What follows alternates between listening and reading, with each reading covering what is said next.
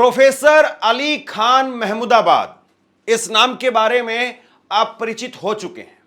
ये कौन शख्स है, इनके बारे में तो अब पूरा देश जान रहा है।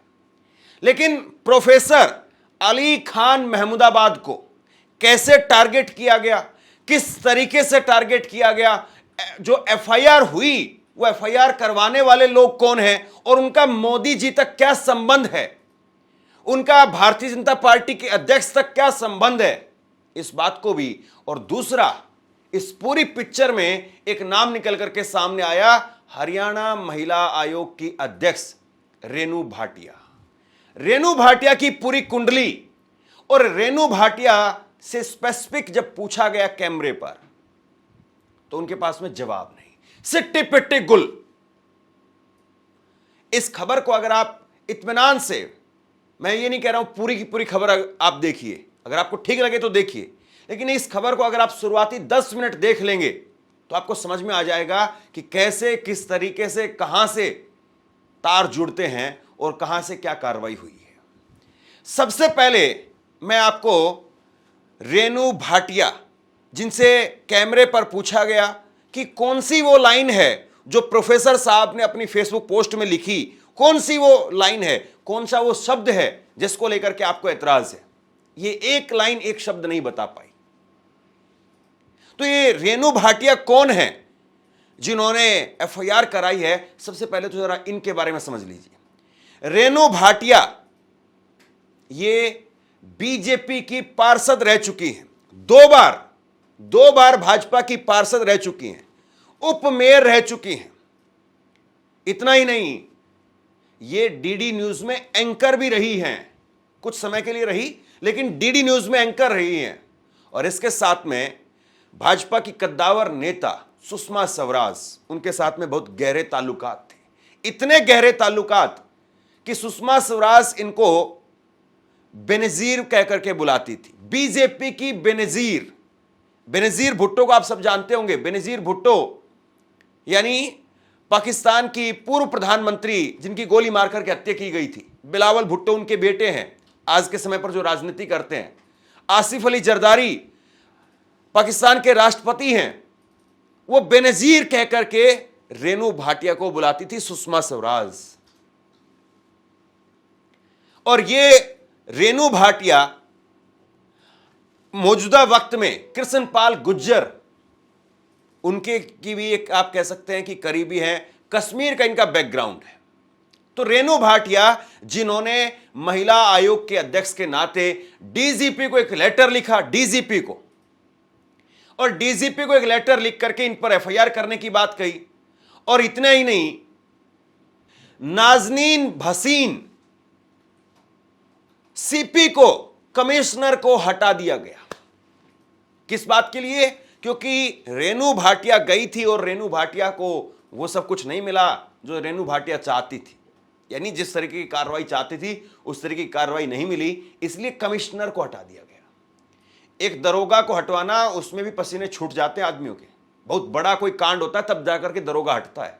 लेकिन नाजनीन भसीन, ये महिला ऑफिसर, इनको हटा दिया गया और इनकी जगह पर ममता, उनको दूसरा चार्ज दे दिया गया, अतिरिक्त चार्ज दे दिया गया। अब जरा ये बात हुई, अब इनसे जो है इंडिया टुडे पर एक इंटरव्यू हुआ और इस इंटरव्यू में एंकर प्रीति बहुत शानदार तरीके से अपनी बात रखती हैं, बगैर चिल्लम चिल्ला के, जैसे बाकी लोग करते हैं, ये अंजना टाइप के जितने भी एंकर हैं उस तरह का नहीं, बहुत सलीके से काम करती। और इन्होंने बहुत सलीके से सवाल पूछा। इन्होंने कहा, प्रीति ने, कि मैं खुद एक महिला हूं, मेरा बैकग्राउंड खुद सेना का रहा है, मेरे परिवार में सेना के लोग हैं। एंकर ने कहा ये बात, और मैं आपसे जानना चाहती हूं, आपसे समझना चाहती हूं कि आपने जो शुरुआती बयान दिया, उस शुरुआती बयान में कहा कि इन्होंने 2 लाइनें ऊपर कुछ लिख दी, 2 लाइनें नीचे कुछ लिख दी, और ये सेना का, कर्नल सोफिया का अपमान कर रहे हैं। तो प्रीति ने कहा कि आप ये बताइए, वो 2 लाइनें कौन सी हैं, 2 लाइनें कौन सी हैं जिनको लेकर के आपकी आपत्ति है? और ये मैडम रेणु भाटिया 2 लाइनें क्या, 2 शब्द नहीं बता पाई। यही होता है ना, जब पूरी दुनिया ये कह रही है कि प्रोफेसर अली खान महमूदाबाद जानबूझ करके उनको टारगेट किया गया है। और जब आप कैमरे पर बैठते हैं तो आप खुद बचाव नहीं कर पाते हैं, और सुप्रीम कोर्ट में जब सुनवाई होगी तो सुप्रीम कोर्ट में इनकी हालत क्या होगी, यह समझने वाली बात है। इंडिया टुडे ने हरियाणा महिला आयोग की अध्यक्ष रेनू भाटिया से सवाल किया कि प्रोफेसर अली खान महमूदाबाद ने कर्नल सोफिया कुरैशी और विंग कमांडर व्योमिका सिंह का किस प्रकार से अपमान किया। इस सवाल पर रेनू भाटिया के पास में कोई सही जवाब नहीं था। इंडिया टुडे के सवाल पर हरियाणा महिला आयोग की प्रेसिडेंट ने कहा कि एक व्यक्ति सिर्फ ऊपर और नीचे 2 लाइनें आर्मी और देश के लिए लिख करके उसके बाद में सारा मीनिंग चुप हो जाती है। वो आप बताइए कहां नहीं जाता है। मैं समझना चाहती हूं, आप मुझे बताइए। मैं कश्मीर श्रीनगर से संबंध रखती हूं, मैं जानती हूं कि बॉर्डर पर लोग कैसे रहते हैं। मेरे भाई रिटायर्ड कर्नल हैं, मैं समझती हूं कि हम एक साथ खड़े हैं। जब रेनू भाटिया से पूछा गया कि प्रोफेसर अली द्वारा कही गई वो 2 लाइनें बताइए जिनसे सेना की महिला अधिकारियों का अपमान हुआ है, इस पर रेनू भाटिया ने कहा कि आप प्लीज मुझे उसका मतलब बता दीजिए। जिसमें उन्होंने कहा है कि सरकार ने ऐसा किया है, उसका क्या मतलब है और किसके लिए कहा। रेनू भाटिया ने कहा कि मैंने कर्नल कुरैशी और विंग कमांडर व्योमिका पर दिए गए प्रोफेसर अली का स्टेटमेंट पढ़ा है जो अपमानित करता है। क्या आपको इसमें नहीं दिखाई दे रहा है जो उनकी इंस्टाग्राम में स्टोरी है, इसीलिए हमें हर्ट हुआ। मुझे हैरानी है आपको क्यों नहीं दिखाई दे रहा है। इसके साथ में टीवी एंकर ने यह भी पूछा कि प्रोफेसर अली का स्टेटमेंट एंटी नेशनल कैसे हो गया। क्या मॉब लिंचिंग और बुलडोजर के बारे में बात करना एंटी नेशनल है। इस पर रेनू भाटिया के पास में कोई वाजिब जवाब नहीं था। इसके बाद में टीवी एंकर ने राज्य महिला आयोग द्वारा भेजी गई नोटिस को पढ़ा और कहा कि आप बताइए कि मैं वो इसमें 2 लाइनें कहां हैं। रेनू भाटिया ने कहा कि मैं अब भी यही कहूंगी कि सीने पर गोली खाने को तैयार रहने वाली भारत की बेटियों के लिए इस तरह की भाषा का इस्तेमाल कि वो एक फेस है, कोई कैसे बोल सकता है। जब रेनू भाटिया से पूछा गया कि प्रोफेसर के स्टेटमेंट में वो कौन सी बात है जो एंटी नेशनल है और महिला विरोधी है, इस पर रेनू भाटिया शांत रही और कोई जवाब नहीं दे पाई। कुल मिलाकर के कहानी यह है कि बार बार जैसे कोई भी काबिल एंकर, कोई भी काबिल पत्रकार अपना जवाब निकालने के लिए सामने वाले के साथ में जद्दोजहद करता है कि किसी तरीके से वो जवाब दे दे। बार बार घुमा घुमा करके उन्होंने पूछा, लेकिन ये एक बार भी नहीं बोल पाई। सिर्फ और सिर्फ यही बोलती रही कि प्रोफेसर साहब को अंग्रेजी आती है, तो ऐसा नहीं कि अंग्रेजी आने से कोई बहुत अच्छे आदमी बन जाएंगे। क्या इसी बात की जलन है कि कैसे एक मुसलमान आदमी वो कैम्ब्रिज में जाता है, वो कैम्ब्रिज में जाकर के एमफिल की डिग्री वहां से लेकर के आता है, वहां से वो पीएचडी हासिल कर लेता है। हालांकि ऐसा नहीं है कि प्रोफेसर अली खान महमूदाबाद कोई बहुत पंचर लगाने वाले आदमी हैं और ये ऐसे ही सड़क के किनारे एक छोटा सा इनकी टपरी है, उस टपरी पर ये एक पतीले में पानी भर करके पंचर लगा रहे हैं साइकिल की ट्यूब पर। ऐसा नहीं है। और ना ही ऐसा है कि इनके पिता जो है वो पंचर लगाने का काम करते थे, कोई बहुत गिरे हुए परिवार से या कोई बहुत गरीब बेचारा जिसको आप गाली देने में हिचकाते भी नहीं है, वो थे। इनके पिता जो है वो आप ये कह सकते हैं कि राजा थे महमूदाबाद के, और इनकी एक लंबी लड़ाई इन्होंने प्रोफेसर अली खान महमूदाबाद ने लंबी लड़ाई 40 साल तक एक लंबी लड़ाई लड़ी, कानूनी लड़ाई। किस बात के लिए? कि उनकी बहुत सारी संपत्ति है, हजारों करोड़ रुपए की संपत्ति है, और हजारों करोड़ रुपए की वो संपत्ति सरकार द्वारा जो है वो ले ली गई, और उसको लेकर के उन्होंने कोर्ट में एक लंबी लड़ाई लड़ी। और वो आदमी जाता है, उस आदमी के अपने रसूख हैं, वो आदमी अलग अलग राजनीतिक पार्टियों में उनकी राय जो है वो देखी जाती है, और उन्होंने अगर कुछ कहा उस पर इतना बवाल फैल गया। सोचिए। और उस शख्सियत का, उस व्यक्ति का जिसके बारे में इतनी सारी बातें मैंने आपको बताई अभी, उस व्यक्ति का जो है वो बचाव कि किस तरीके से हमने उस पर ये काम किया, वो रेनू भाटिया नहीं कर पा रही है। अब ये दूसरा शख्स देखिए आप, योगेश जठेड़ी, जहां पर अशोका यूनिवर्सिटी है हरियाणा के सोनीपत जिले में। सोनीपत जिले में जठेड़ी एक गांव है। जठेड़ी गांव की जमीन पर अशोका यूनिवर्सिटी बनी हुई है और उस अशोका यूनिवर्सिटी में पढ़ाने का काम करते हैं प्रोफेसर अली खान महमूदाबाद। और प्रोफेसर अली खान महमूदाबाद के बारे में इसी गांव के सरपंच ने, योगेश जठेड़ी ने एफआईआर कराई है। यानी एक एफआईआर तो महिला आयोग की तरफ से जो भेजा गया है उसके आधार पर हुई है, दूसरी एफआईआर योगेश जठेड़ी ने की है। योगेश जठेड़ी केवल सरपंच नहीं है, भाजपा का जिला अध्यक्ष रह चुका है, युवा भाजपा का नेता है और प्रधानमंत्री नरेंद्र मोदी के साथ में आप देखिए किस तरीके से फोटो यहां पर दिखाई दे रहा है। क्या ऐसे फोटो कोई आम व्यक्ति खिंचवा सकता है? और वो भी एयरपोर्ट पर।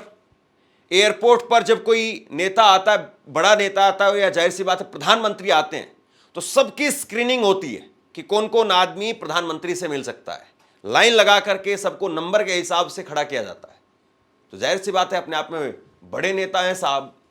दूसरी एक फोटो देखिए, ये बीजेपी के अध्यक्ष मोहनलाल बड़ोली, इनके साथ में फोटो है। हालांकि मोहनलाल बड़ोली पर खुद से एक महिला ने यौन शोषण के आरोप लगाए थे और उन पर इनका इस्तीफा मांगा जा रहा था, मोहनलाल बड़ोली का, और वो मामला ठंडे बस्ते में एक तरीके से चला गया है। तो ऐसे शख्स जो भाजपा से जुड़े हुए हैं वो एफआईआर कराते हैं। वो एफआईआर जिसकी आप खुद बचाव नहीं कर पा रहे हैं। और एफआईआर में जो बातें लिखी हैं, जो प्रीति ने पढ़ करके सुनाई, मैं एक बार आपके सामने रखता हूं। मैं इस बात से खुश हूं कि कई दक्षिणपंथी कमेंटेटर कर्नल सोफिया कुरैशी की सराहना कर रहे हैं, पर शायद उन्हें उतनी ही जोर से उन लोगों के लिए भी आवाज उठानी चाहिए जो भीड़ की हिंसा, मनमाने बुलडोजर और बीजेपी की नफरत की राजनीति का शिकार बने हैं। महिला सैनिकों द्वारा अपनी रिपोर्ट पेश करने का दृश्य प्रतीकात्मक रूप से जरूरी था, लेकिन अगर वो धरातल पर हकीकत में तब्दील नहीं होता है तो वो सिर्फ एक पाखंड है। मेरे लिए प्रेस कॉन्फ्रेंस की एक क्षणिक झलक थी, एक भ्रम और संकेत मात्र उस भारत की जिसने पाकिस्तान के निर्माण की मूल सोच को नकार दिया। जैसा मैंने कहा, जमीनी स्तर पर आम मुसलमानों की हकीकत सरकार द्वारा दिखाए गए फ्रेम से अलग है, लेकिन प्रेस कॉन्फ्रेंस यह भी दिखाती है कि एकता में बंधा भारत अपनी विविधता में पूरी तरह से एक विचार के रूप में मरा नहीं है। ये प्रोफेसर साहब की जो है वो जुबानी है, मैं आसान भाषा में इसको समझाता हूं। प्रोफेसर साहब ये कह रहे हैं कि भाई आपने जो तस्वीर दिखाई, सेना में 2 महिला अधिकारी बैठी थी, बहुत अच्छी बात है, लेकिन उस चीज को जो आप वहां पर सेकुलरिज्म दिखा रहे हैं, भारत की एक विचार दिखा रहे हैं, उस विचार को जमीन पर भी लेकर के आइए। जमीन पर आप क्या कर रहे हैं? बुलडोजर चला रहे हैं मुसलमानों के खिलाफ। जमीन पर आप मोब लिंचिंग करके मुसलमानों को मार दे रहे हैं, धर्म पूछ करके, नाम पूछ करके। इस चीज को भी बंद कीजिए। और भारत जो है वो आज भी सेकुलर है, भारत का जो विचार है वो आज भी जिंदा है। इस बात की मुझे खुशी है। ये बात उन्होंने कही। अब बताइए इसमें गलत कहां है? यही चीज, यही लाइन प्रीति ने मैडम के सामने रख दी और मैडम की सिट्टी पिट्टी गुल। मैडम बोल ही नहीं पा रही, कह ही नहीं पा रही।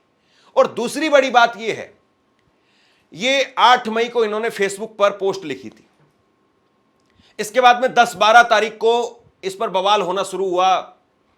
बीजेपी समर्थक लोगों ने इसको वायरल करना शुरू किया कि देखिए एक प्रोफेसर क्या क्या बात लिख रहा है। प्रोफेसर साहब को शायद लगा होगा कि मैं ऐसे पचड़े में नहीं फंसता हूं, उन्होंने अपनी पोस्ट डिलीट कर दी। हालांकि डिलीट करने के लिए कोई जरूरत थी नहीं, उसमें एक भी शब्द ऐसा नहीं कि जो गैर जरूरी लगता हो, लेकिन हो सकता है उन्होंने सोचा हो कि मैं क्यों बेकार में इस बवाल में पड़ूं। उन्होंने अपनी पोस्ट को डिलीट कर दिया।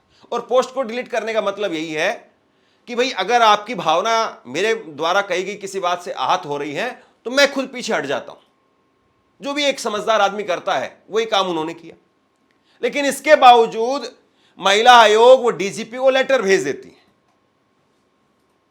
अब उसके बाद में अपना एक जवाब, अब जबकि प्रोफेसर अली खान महमूदाबाद वो बातचीत करने के लिए हमारे साथ में तो नहीं है, वो जेल में है इस वक्त में, लेकिन उन्होंने जब वो जेल नहीं भेजे गए थे, रविवार को हरियाणा की पुलिस सोनीपत से चल करके आती है दिल्ली के अंदर ग्रेटर कैलाश में जहां पर ये रहते हैं, वहां से इनकी गिरफ्तारी होती है, वो भी संडे के दिन।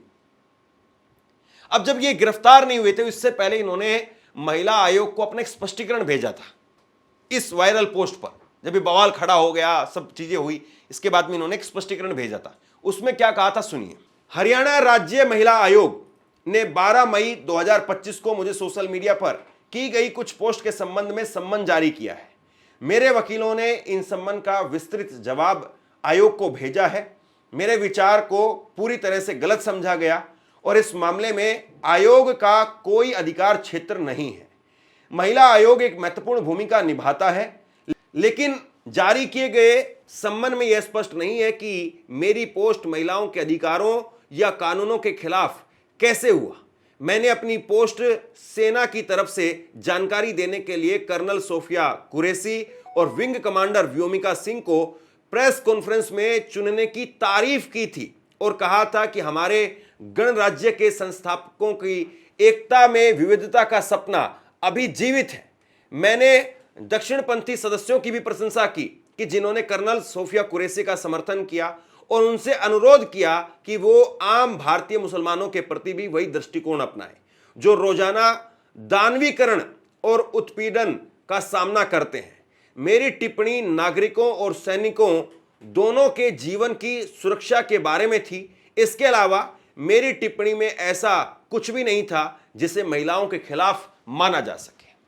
ये उन्होंने अपना स्पष्टीकरण दिया। अब यहां पर भी एक से बढ़कर के एक शानदार अल्फाज उन्होंने इस्तेमाल किए और बेहद शानदार तरीके से उन्होंने अपनी बात को रखा। लेकिन आप बताइए, फिर भी गिरफ्तारी हो गई, फिर भी जो है ये स्पष्टीकरण भेजने के बाद में पोस्ट डिलीट कर दिया, स्पष्टीकरण भेज दिया, फिर भी जो है गिरफ्तारी हो गई।